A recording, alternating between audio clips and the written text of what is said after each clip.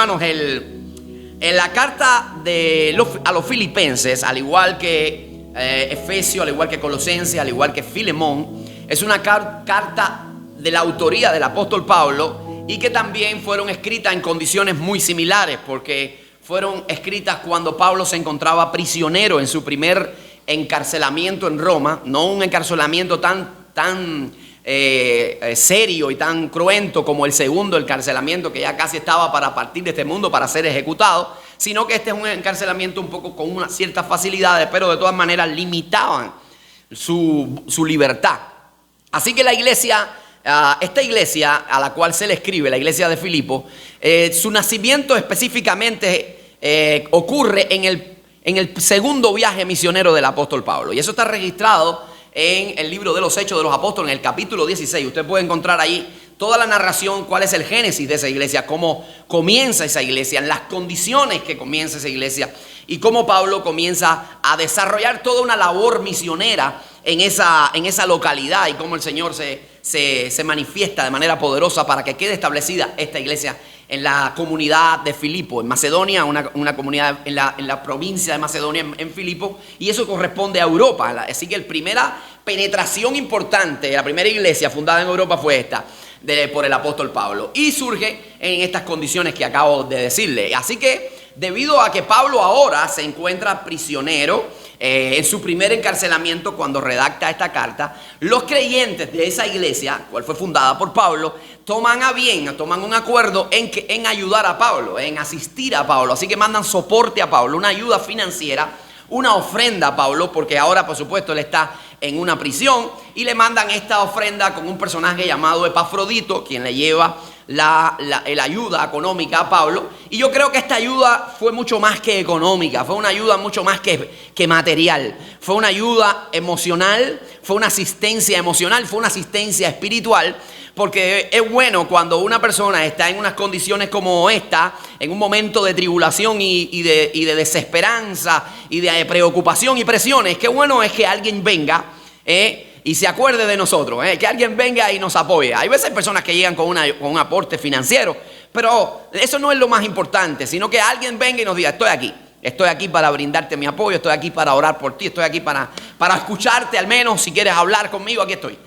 Y ahí que es donde viene este tema, donde se va a establecer el servicio mutuo, y eso es lo que da precisamente lugar a mi primer punto en esta mañana, que es una lección que podemos ver desde el contexto de la porción bíblica que nos ocupa en esta oportunidad, y es que vamos a estar viendo una lección que tiene que ver con el servicio y el amor mutuo. El apóstol Pablo, como les dije hace un momento, fue la persona pionera en la evangelización en la iglesia de Filipo. Él fue el que llegó a ese lugar y comenzó a predicar el evangelio, comenzó a instruir a esos cristianos. Ellos dieron sus primeros pasos en la fe precisamente porque Pablo les suplió esa información, les ayudó, les animó, les ministró, oró por ellos, les aconsejó. Pablo se desarrolló un servicio fiel y apasionante en la iglesia de Filipo. Así que ellos ahora, en retribución a eso que Pablo está haciendo, mostrando su gratitud a Pablo y a Dios, por supuesto, ellos quieren tener un gesto de afectividad y de amor con Pablo, y es por eso que envían esa ayuda. Así que ellos están conectándose en un servicio mutuo que también, además de eso, pone de manifiesto la gratitud en el corazón. Pone de manifiesto la calidad de su vida espiritual, porque cuando hay una persona que está agradecida y cuando hay una persona que está viva espiritualmente, inmediatamente se moviliza a hacer algo a favor de alguien, hacer algo a favor del que está necesitado, hacer algo a favor del que está pasando por una situación adversa. Y Pablo elogia eso, Pablo exalta esa acción de ellos, y eso es algo que Pablo muestra en esta misma carta, que era algo que era recurrente en la vida de los filipenses. Ellos lo hacían continuamente, constantemente lo hacían, constantemente estaban buscando la oportunidad de hacerlo. De hecho, en el capítulo 4, versículo 10 de esta misma carta, Pablo dice: ustedes siempre han tenido esa disposición. Les estoy parafraseando el texto. Dice: ustedes siempre han tenido esa disposición, no solo en una ocasión, en más de una ocasión ustedes me han ayudado, y si no lo habían hecho en este momento fue porque les faltaba la oportunidad de hacerlo, pero en su corazón estaba. En su corazón estaba el deseo. Eso está en el mismo texto que nosotros acabamos de leer, o sea, en el texto de la carta en su totalidad. Pero yo quiero hoy traérselo en una nueva traducción, en la traducción viviente, para que todos juntos podamos leer lo que dice Pablo y cómo lo dice. Y mire la manera, bueno, no es la traducción viviente, sino que dice, sí, la traducción viviente. Mire cómo dice Pablo.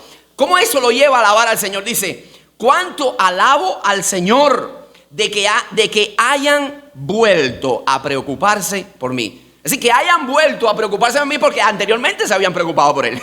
Ya ellos habían tenido un gesto de gratitud. Así que hayan vuelto a preocuparse por mí, pero no lo habían hecho porque no tenían oportunidad de ayudarme. Así que Pablo está diciendo, esto ha sido su manera de operar constantemente. Ustedes han extendido la mano. Qué bueno que nosotros podamos ser como los cristianos de Filipo. Y que nosotros, la iglesia de Jaruco, pueda ser como la iglesia de Filipo. Una iglesia bondadosa, una iglesia que tiene la bondad de Dios en el corazón y que no se queda como el mal muerto ahí enquistada, sino que se canaliza y bendice porque hemos sido bendecidos para bendecir a otros. ¿Cuántos dicen amén a eso?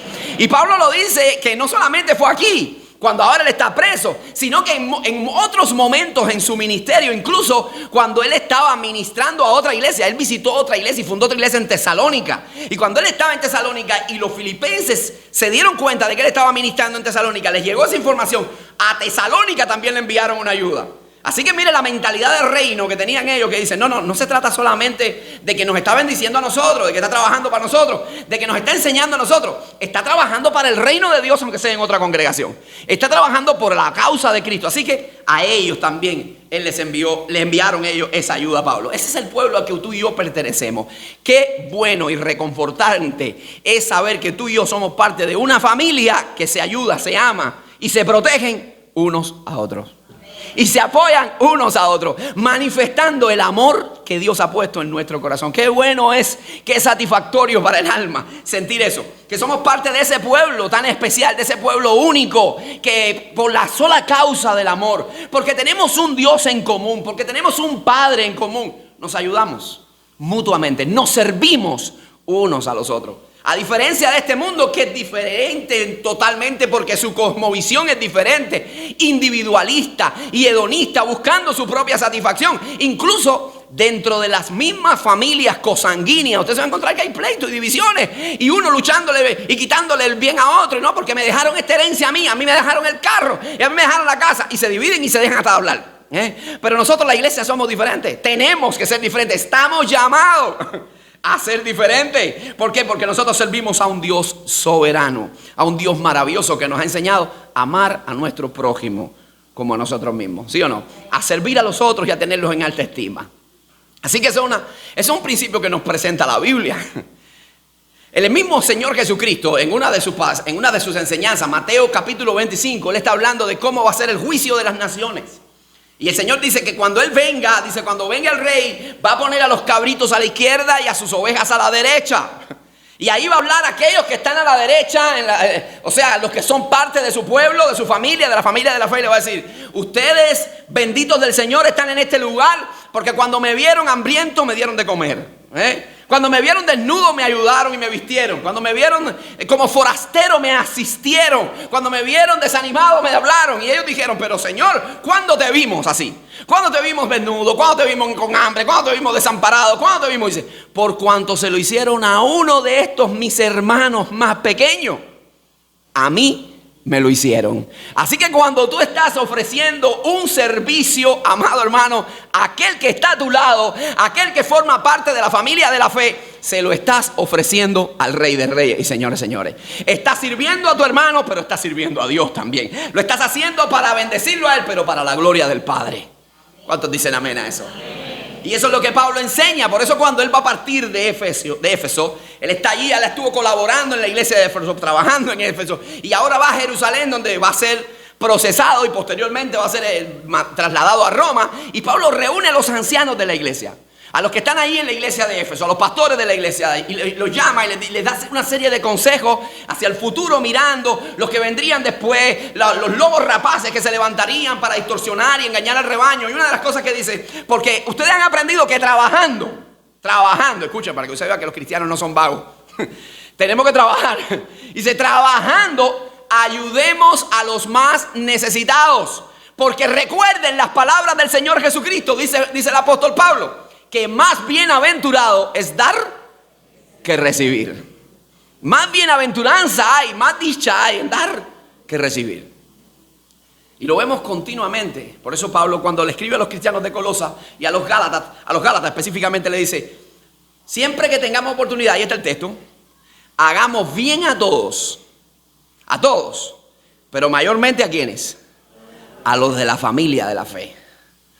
Y luego le dice en el capítulo 2 de esa misma carta a los Gálatas, dice: sobrellevad los unos las cargas de los otros, y así cumplimos la ley de Cristo. ¿Qué está hablando? ¿Servicio cómo?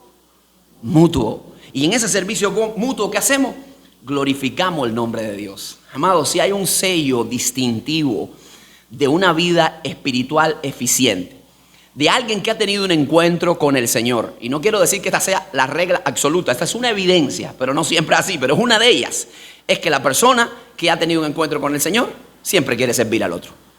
Busca la manera de hacerlo, quiere ayudar a los demás. Y le voy a citar dos ejemplos rápidos. ¿Recuerdan dónde nace esta iglesia?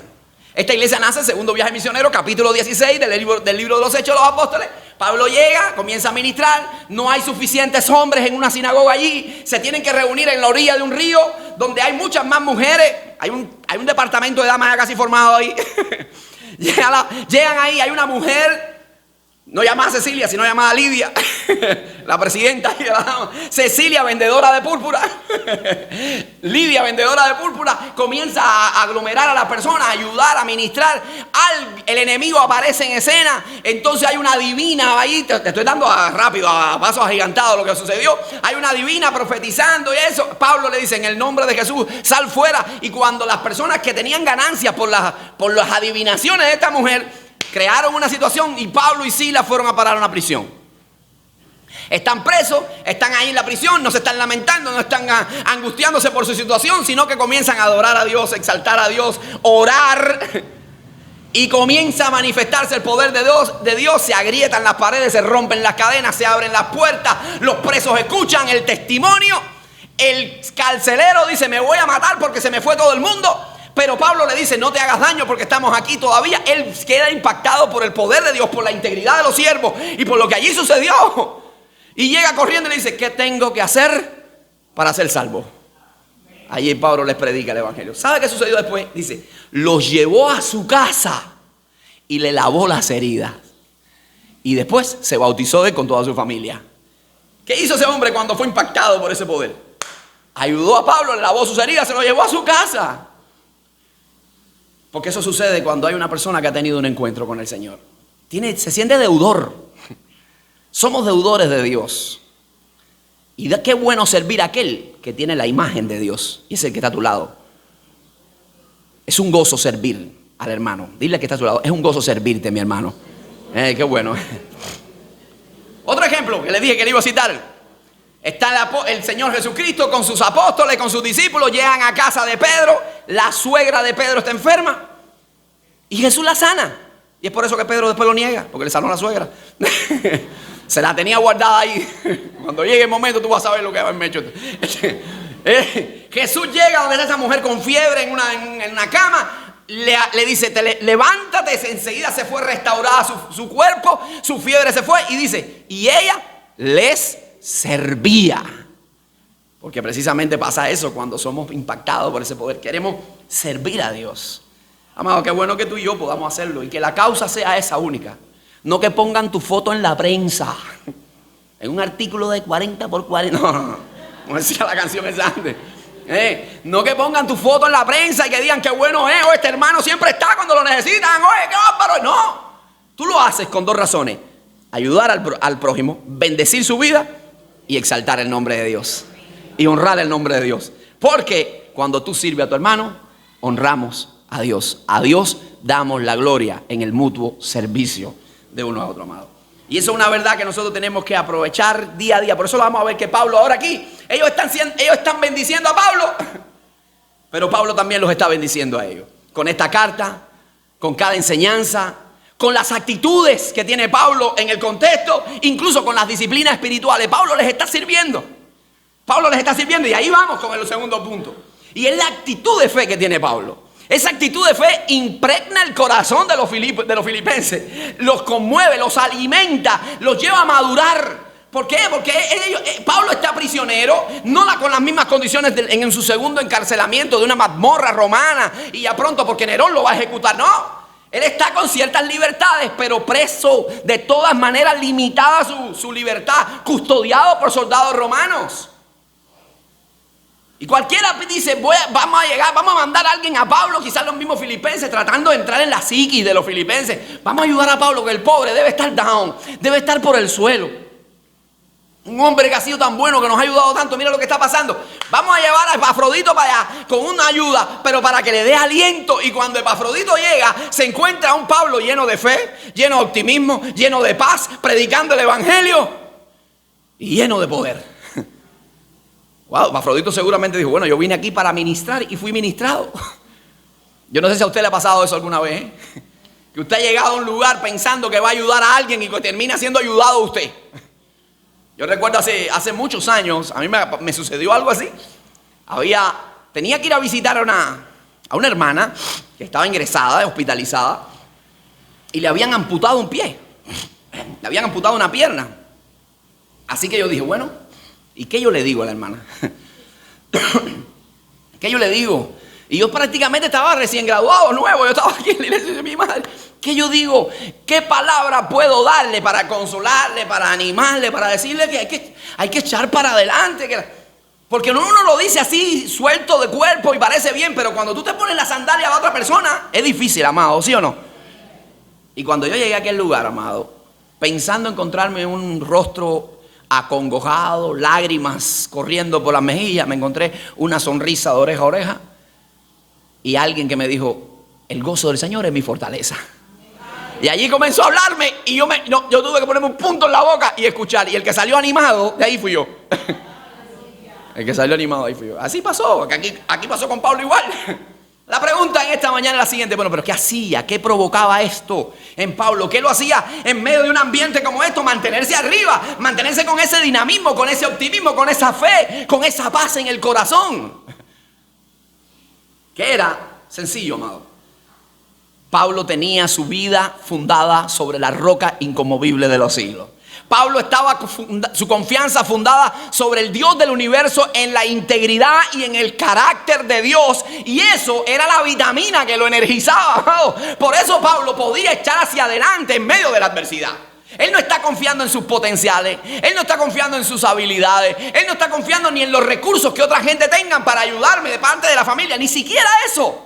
Ni siquiera en esa ayuda que le envían ellos, porque más adelante en esta misma carta, se la dejo de tarea para que usted la estudie, él le dice, yo he aprendido a contentarme cualquiera que sea mi situación.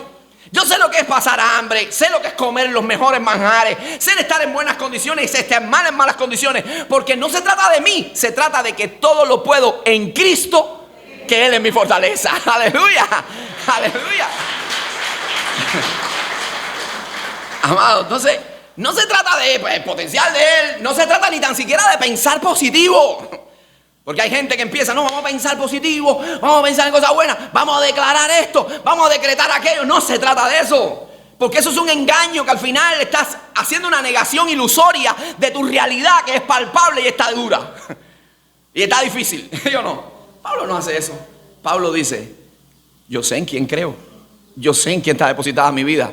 Y más adelante, en una condición peor, no aquí que está en una casa alquilada, no aquí que está en un lugar donde será limitado, pero con ciertas condiciones cómodas, en la misma mazmorra romana, donde él sabe que ya no va a salir, le escribe una carta a un pastor joven, Timoteo, su segunda carta que él escribe, y le dice, Timoteo, yo no estoy desalentado, porque yo sé en quién he creído. Yo sé en quién he creído y estoy seguro que es poderoso para guardar mi depósito para aquel día. En condiciones peores, dice, tranquilo, yo sé mi vida a quién le pertenece, yo sé sobre quién está fundada, sobre la roca inconmovible de los siglos. Por eso puedo estar tranquilo, por eso puedo tener una actitud diferente, amado, en medio de cualquier situación. Habían dos pilares sobre los cuales descansaba la vida de Pablo. Número uno, la soberanía de Dios. Él sabe que Dios tiene control de todas las cosas. Nada se escapa de la mano de Dios. A Dios no se le van las cosas de la mano. No porque la situación es tan grande que se me escapó de la mano. Eso es tú y yo, pero Dios es diferente. Él tiene el control de todo. Él tiene todo bajo su dominio. Él es el que mantiene el equilibrio de todo. Segunda pilar es que Dios tiene un plan.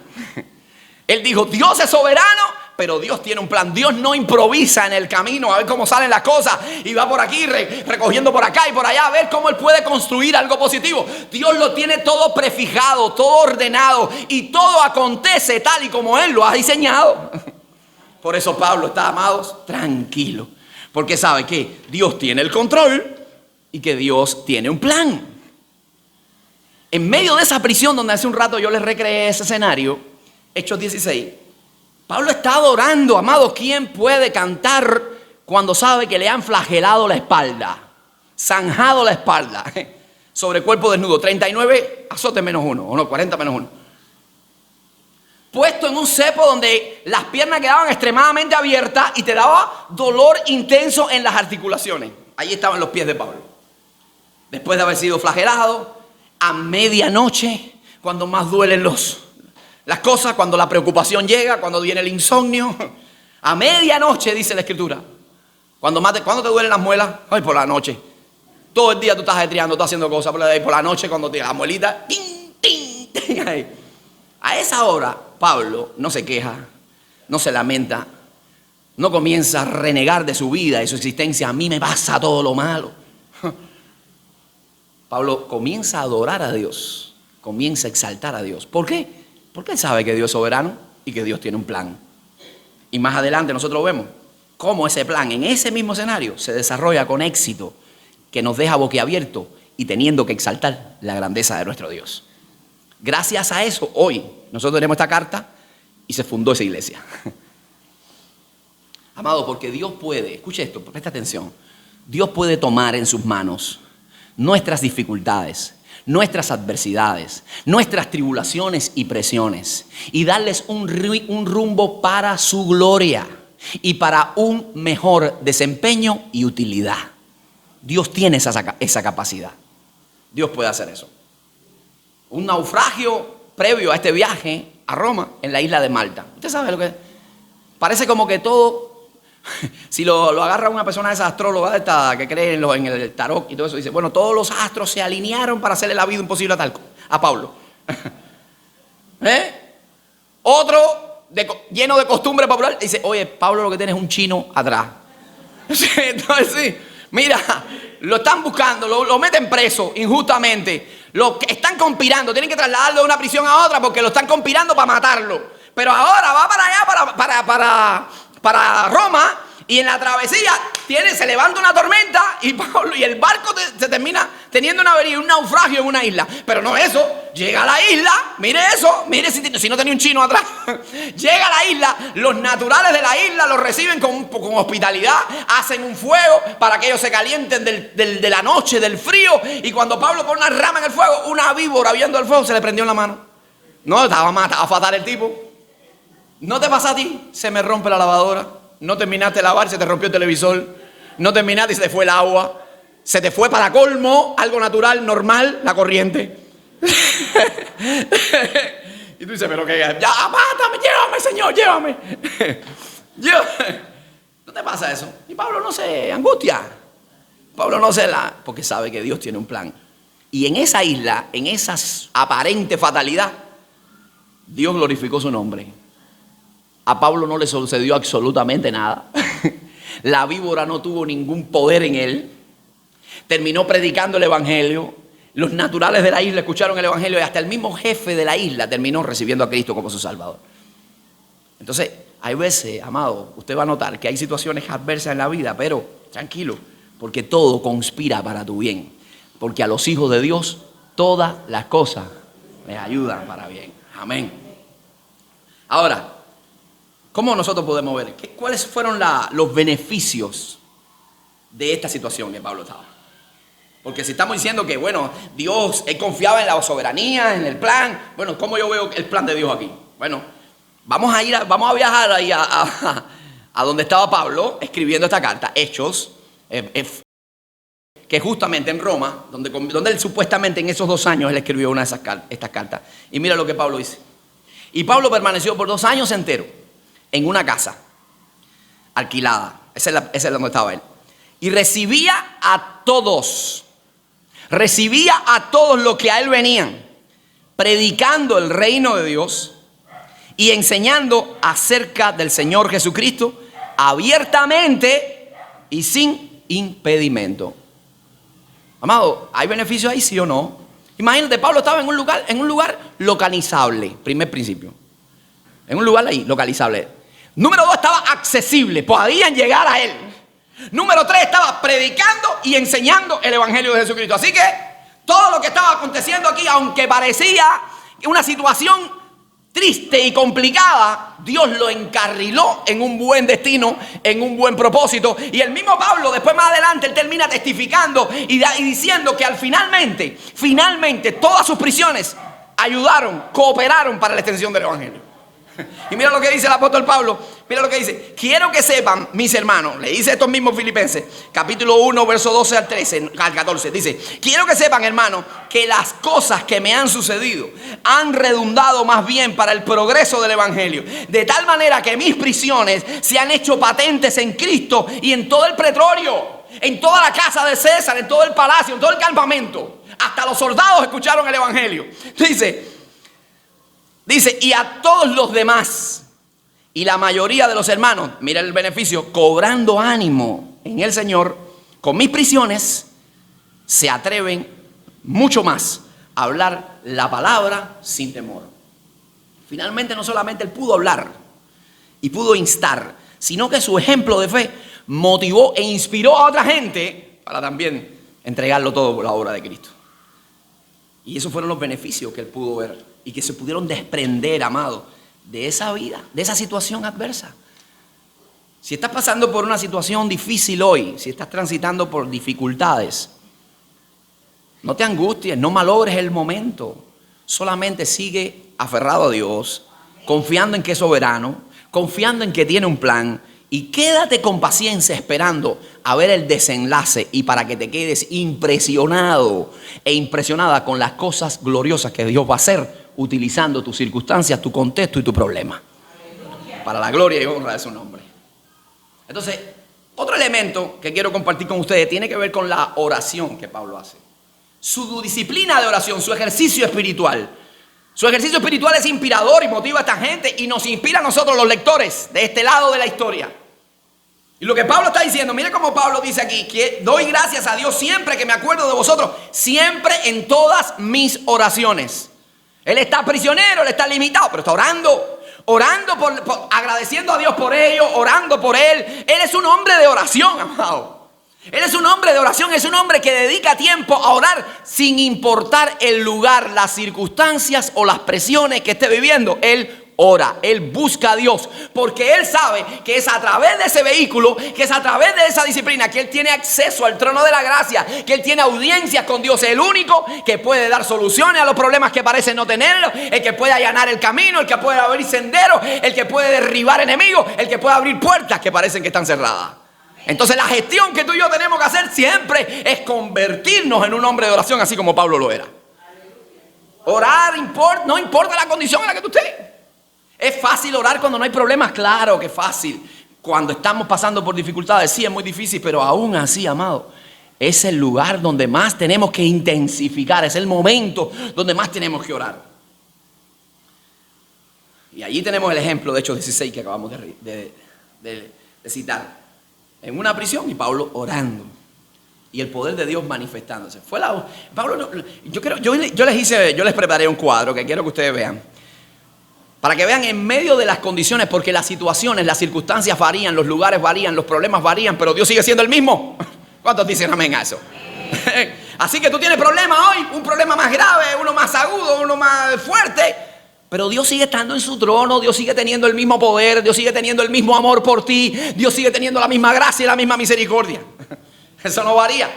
Y mire las condiciones donde nacen estas epístolas que les dije al inicio que eran del cautiverio. Filipenses, Efesios, Colosenses y Filemón. ¿No les dije? Nacen de la prisión. Mírenlas ahí. En el primer encarcelamiento de Pablo. ¿Qué hace Pablo? Efesios capítulo 1, versículo 16. Dice: no ceso de dar gracias a Dios, gracias por vosotros, haciendo memoria de ustedes. ¿En dónde? en todas mis oraciones. Filipenses ya lo acabamos de leer, así que no tenemos que leerlo. Colosenses capítulo 3, 1 versículo 3. Siempre orando por vosotros, damos gracias a Dios el Padre, por medio de nuestro Señor Jesucristo. Filemón, que también estaba prisionero. El esclavo que estaba prisionero, fue un momento de prisión. Doy gracias a Dios, haciendo siempre memoria de ti en mis oraciones. En medio de este encarcelamiento. Segundo encarcelamiento de Pablo, las cosas no han variado. Todo sigue igual. Las condiciones sí variaron. El ambiente varió. La tensión se acrecentó. Pero Dios sigue estando en el trono y Pablo sigue teniendo la misma actitud de fe. ¿Y qué dice Pablo? Doy gracias a Dios, al cual sirvo desde mis mayores, con limpia conciencia. Sí, sin cesar me acuerdo de ti en mis oraciones, noche y día. El hombre no variaba, el hombre seguía orando. Y eso es lo que tenemos que hacer nosotros. Tenemos que aprender este secreto. Está la situación mala, ora. Se ha puesto más crítica, ora. Las cosas cambian a tu alrededor, sigue orando. Dios no ha cambiado y sigue con el mismo poder.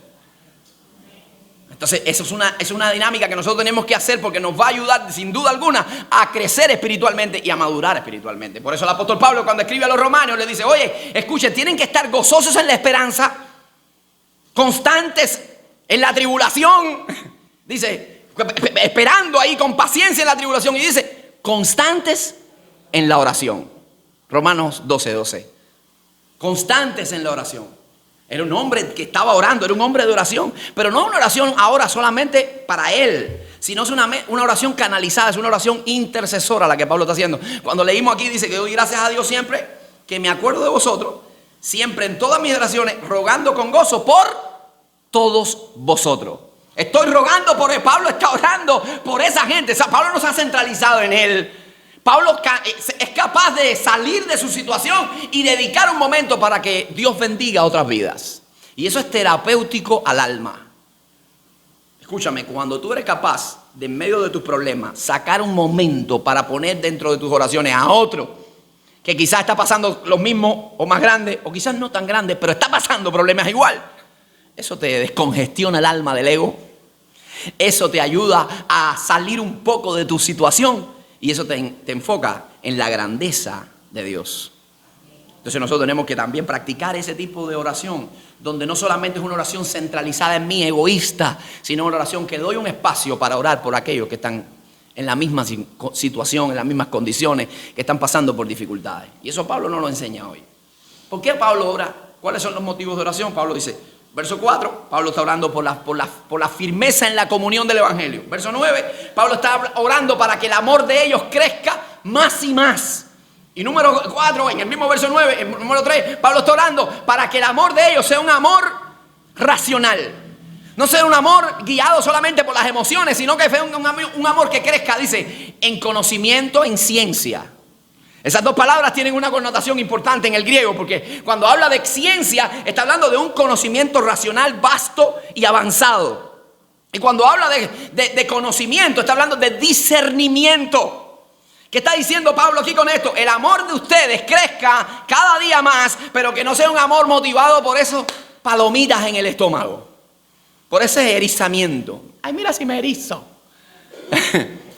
No, sino sea un amor racional. Amado, nosotros tenemos que tener ese tipo de amor, porque hay gente que se ha embarcado en la vida porque se erizó. Mira, el buen uso, cuando viene el saco por techo, en el buen uso de la palabra. Sí, ay, yo sentí esto, ay, que me hizo sentir. No es lo que te hizo sentir, es lo que es lo correcto, porque Pablo está diciendo para que tomes buenas decisiones. Para que esa clase de amor te lleve a hacer evaluaciones concretas, coherentes con la palabra de Dios, y no tomes direcciones erráticas en tu vida. Y esa es la oración que Pablo dice, Padre, que ellos puedan tener un buen juicio para que su vida sea en rectitud y con sinceridad. Esa es la oración de Pablo. Y en esa dirección, amado, nosotros tenemos que enfocar nuestras oraciones. Tú tienes que orar por tus hijos con estos 3 perfiles que te acabo de mencionar. Número 1, para que permanezcan firmes en la convicción del Evangelio. Número 2, para que su amor crezca cada día más, para que no sean cristianos insípidos y religiosos. Y número 3, para que su amor sea un amor inteligente, coherente, racional. lleno de discernimiento y conocimiento avanzado. Tienes que orar por tus hijos de esa manera. Tienes que orar por tu esposo de esa manera. Tenemos que orar por nosotros de esa manera. Pero no solo se queda ahí. Ya vimos que Pablo es un hombre de oración. Es un hombre de intercesión. Ora por otros. Y es un hombre que en medio de esta situación levanta una oración de acción de gracia. Doy gracias siempre que me acuerdo de ustedes. Doy gracias siempre. Y en las 3 lugares que les mencioné, la carta a los Efesios, la carta de Filipenses, la carta a los Colosenses y el mismo Filemón, ahí vamos a ver que Pablo siempre está dando gracias a Dios. Siempre en medio de su condición, cualquiera que sea, aprovecha para dar gracias a Dios. Y eso, amado, también es terapéutico al alma. Eso es algo que nosotros tenemos que aprender.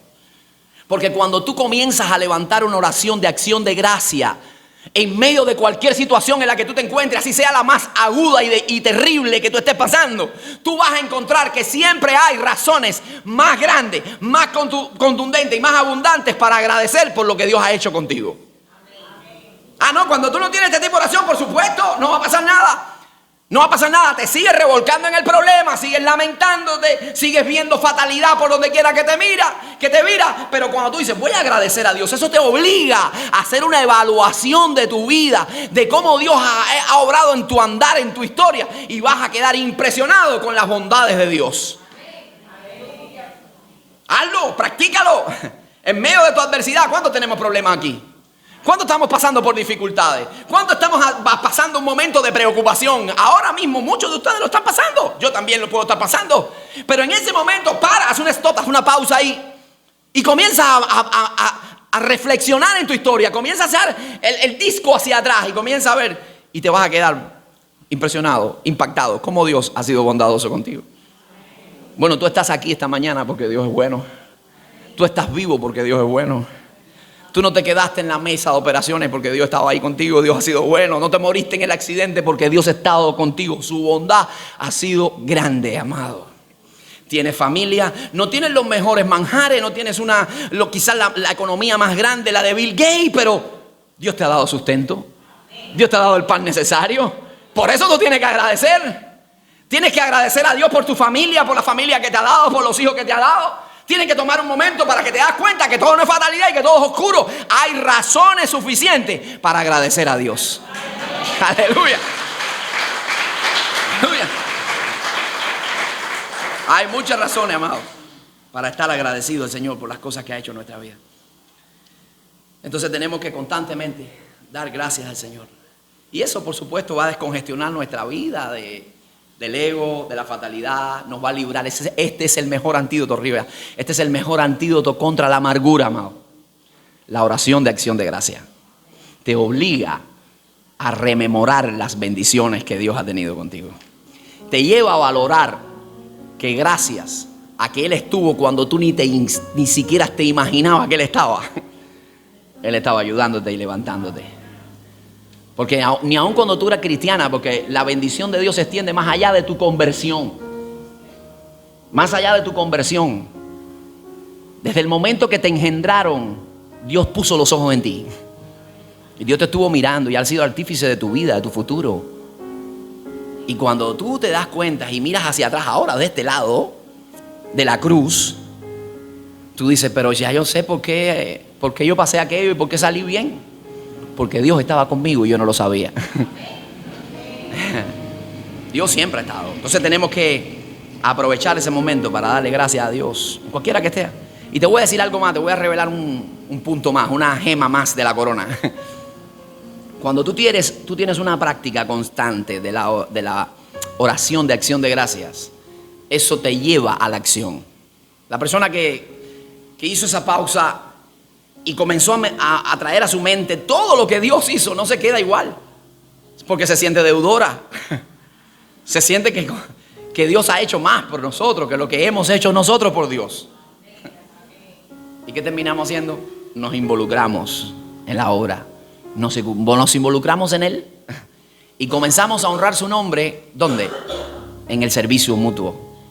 Ayudándonos unos a los otros. Bendiciéndonos unos a otros, sobrellevando las cargas unos de los otros. Esta carta salió quizás de ese tipo de oración. Y cuando Pablo oró y dijo, doy gracias a Dios porque Él me guardó, me libró de una tormenta, me libró de la mordida de una serpiente, me trajo hasta aquí, hasta Roma, y me ha librado incluso de ser encarcelado por el César. Dios me ha librado. ¿Cómo yo no lo voy a agradecer a Dios? Tengo miles de razones para hacerlo. Y eso tú lo puedes hacer. Dios te sacó de problemas, Dios te ha dado el sustento, Dios te ha dado una familia. No es la mejor, no es la perfecta, pero la tienes. Y ahí estás luchando y batallando día a día para que Dios siga orando y cumpliendo su propósito en tu gente. No tienes el mejor manjar, tienes un pan, quizás boniato, lo que tengas. Es lo que Dios te dio. Pero lo que sí te puedo decir es que su gracia nunca ha faltado y que nunca te ha dejado sin comer. Él ha estado ahí. En tus momentos más críticos has estado viendo la mano de Dios porque llegó la persona que menos te imaginaba y te bendijo. ¿Quién la mandó? Tu Padre que te ama con amor eterno. Entonces esto, amado, siempre nos va a llevar a la acción. Siempre nos va a llevar a hacer algo a favor de otro y para la gloria de Dios. Así que yo te invito esta mañana a que te pongas de pie. Y vamos a hacer algo, vamos a terminar cantando la bondad de Dios. ¿Qué ustedes creen? Yo le voy a pedir a mi esposa que me ayude en eso. Ahí creo que está arriba en mi